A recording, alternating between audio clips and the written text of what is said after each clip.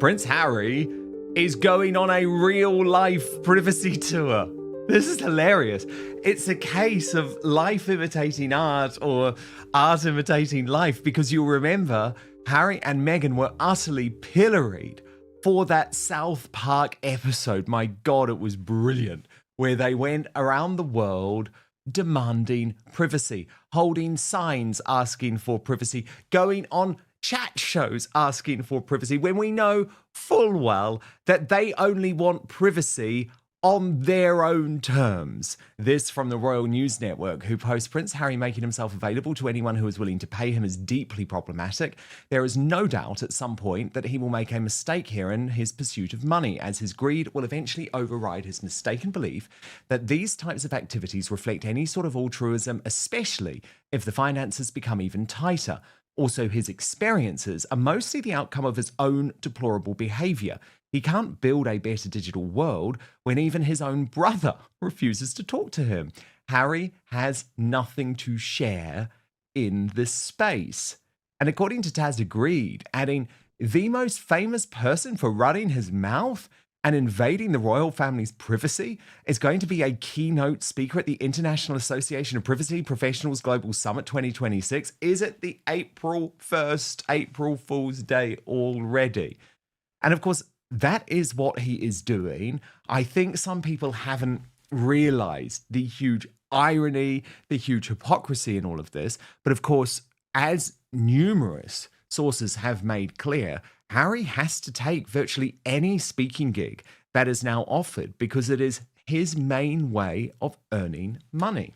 From Tom Sykes, Prince Harry actually going on a privacy tour, reviving comparisons with the South Park episode that mocked him. And he adds, the Duke of Sussex is listed as a keynote speaker at the IAPP Global Summit on Privacy, Artificial Intelligence, Governance, and Cybersecurity Law, which runs from March the 30th to April the 2nd.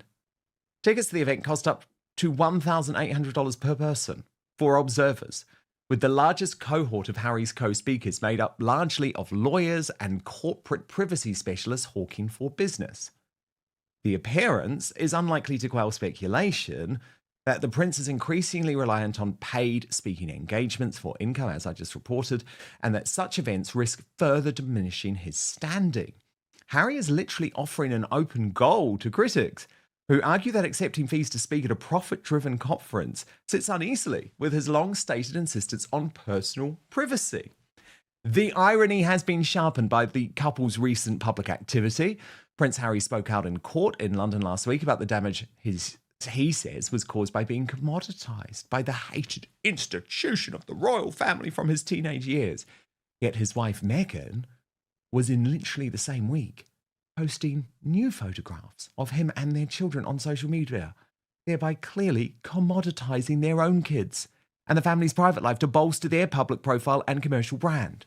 Financial pressure seems to be a recurring theme here. The Duke and Duchess of Sussex are said to face substantial annual running costs in the United States, including security and housing expenses, estimated to run into the tens of millions of dollars. So they need this moolah.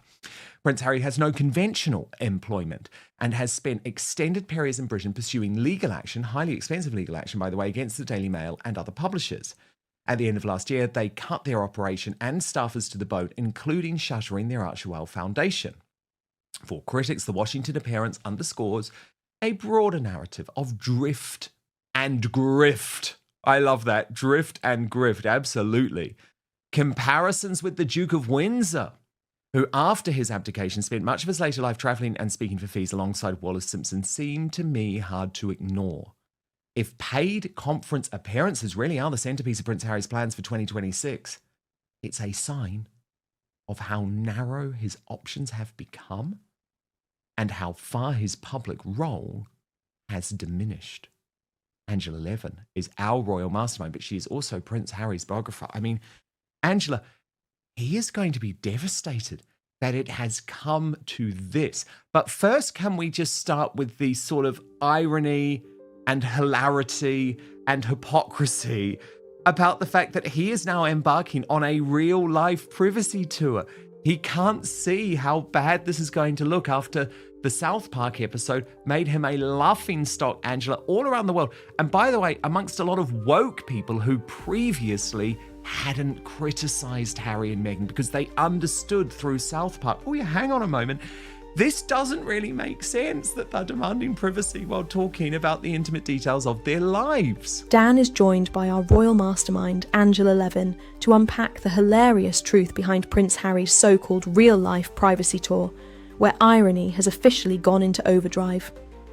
With public appearances, media projects, and constant headlines, critics say life is now imitating the South Park art, almost scene for scene. In this segment, we break down why the privacy narrative keeps collapsing, how Harry's actions continue to contradict his message, and why this latest chapter has royal watchers laughing rather than sympathising. Is it self-awareness gone wrong?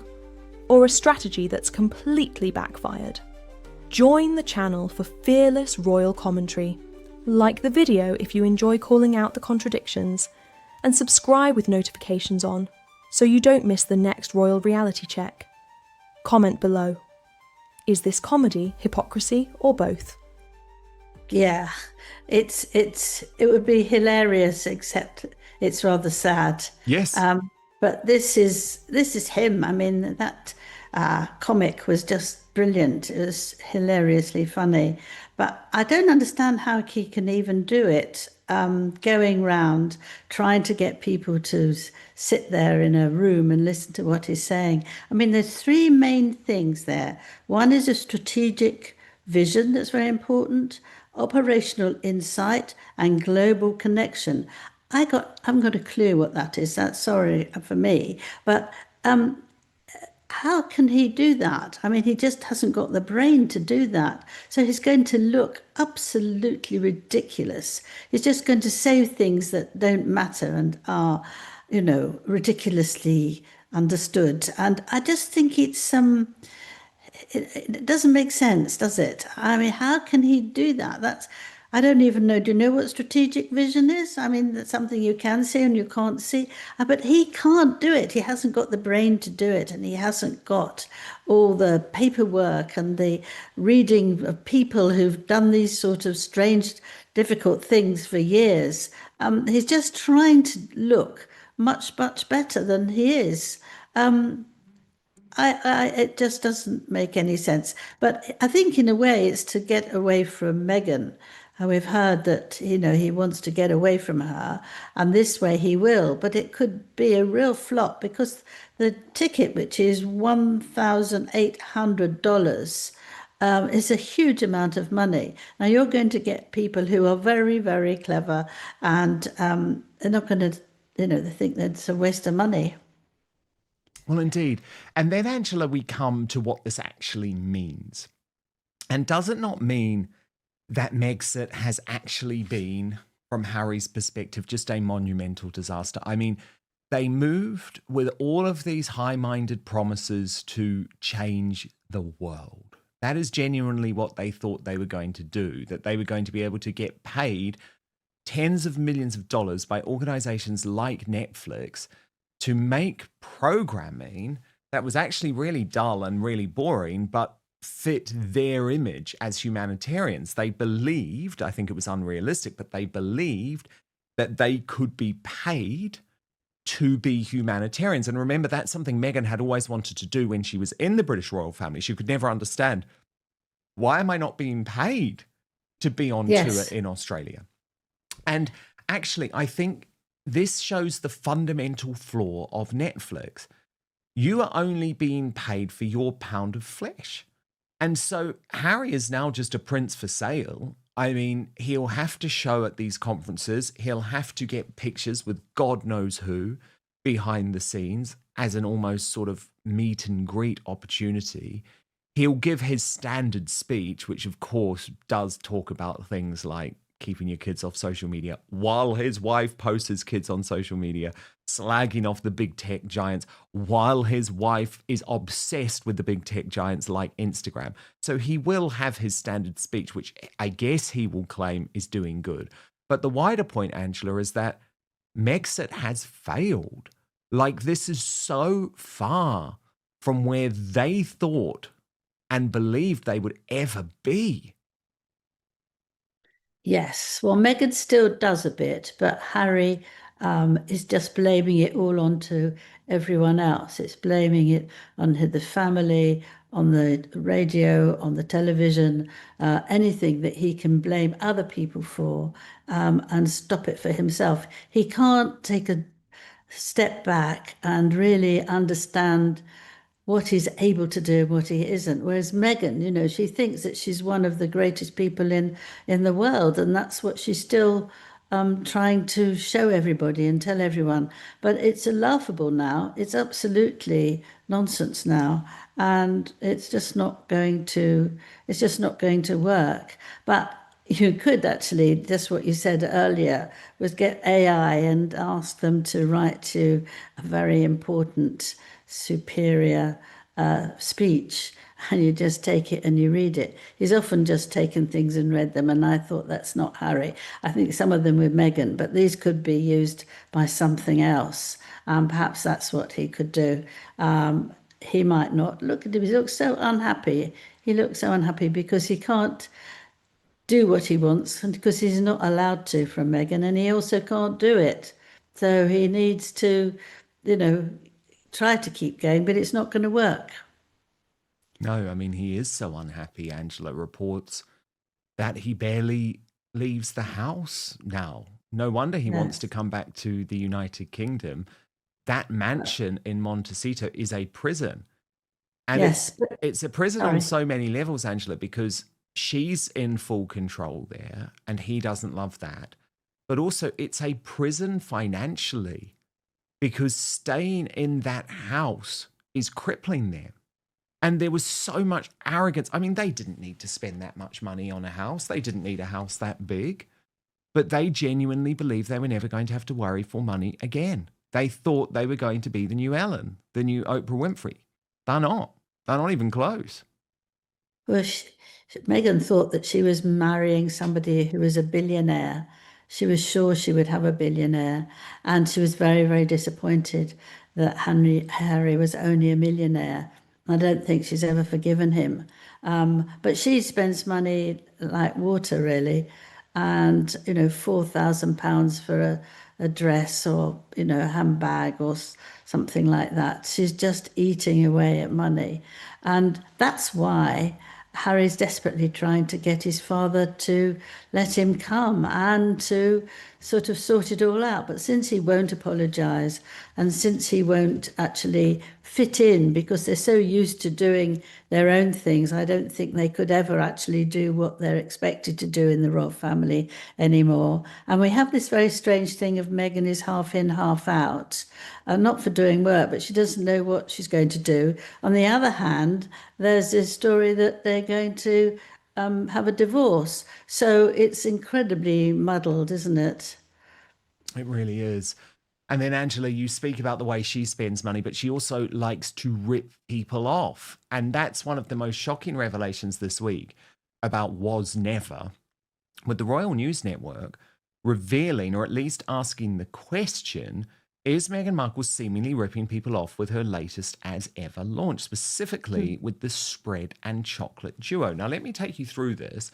Individually, the spread is sold for $12 with no keepsake packaging, and the chocolate bar for $14. Together, that equals $26. But Meghan is charging $29. Why are people being charged the extra $3? Don't know, but it seems like a rather big ripoff. The other chocolate bar and sprinkles set, at least together, would equal $29 if purchased individually. But the spread without the keepsake packaging and the bar would not. Better off purchasing them individually, which makes the idea of a duo rather stupid and pointless. Also, shouldn't two products bundled together technically be a little discounted compared to retail? Her Valentine's Day edit is also just all the retail prices of all the items without any extra benefit. That's how businesses usually do it. Either way, a seemingly massive fail of basic math and good business practices here. Oh well, it's apparently only her fans who purchased, and apparently they like to be suckered. And I thought that was damning, Angela, the way she's ripping off her customers like that. But it was before, actually. If you remember the three bottles of wine that she Yes. would put in, she did the same thing for that. And you couldn't buy just one. You had to buy three. So if you had bought one and you didn't like the taste, you wouldn't want to get another one. So you had to buy three so that she wouldn't find less money out of you. I think, well, she's obsessed with money, isn't she? She's absolutely obsessed. You know, she's got to have the jewelry. She's careful what everybody else has. You know, she's just obsessed with money and upset that she hasn't got somebody who's actually not so interested in money and won't actually work so hard that he can be like that. I mean, he's worried about the money. I hear he's very concerned that they are spending too much, but Meghan won't cut down spending because she won't. So it's back to his father and to try and get some money out of it. And there's always denial, Angela, from her so-called Sussex squad, who are the Yes. biggest gang of internet trolls in history. And this new woman, who is a bit of a sort of social media enterprising lady, was just like me and just like Link Lauren, horrified to discover the Was Never candle came with no wick. And what happened afterwards, Angela, and I can tell you the same thing from my experience, is that all of a sudden she was accused by the Sussex squad of lying in some way. She's now spoken out about her experience. Watch this. It's funny that, my job is reporting on, celebrity pop culture, all that kind of stuff.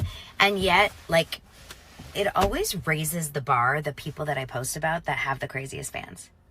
And I didn't think I could get worse than some of the Blake bots. And then when, of course, I was talking about some of the Bravo stars. But you know where they are? It's the Meghan Markle fans. Meghan Markle fans are worse than Taylor Swift fans. They're worse than Candace Owens fans. They are the worst, meanest, attacking people if you don't just obsess over their person. And listen, my post was not even about Meghan. It was about her candle. And Meghan's candle came to me without a wick. I'm really sorry to tell you guys. And I'm really sorry to share that negative, feedback. But she should know that her candle is being sent out without a wick. It's important. It's important information. And I stand by it.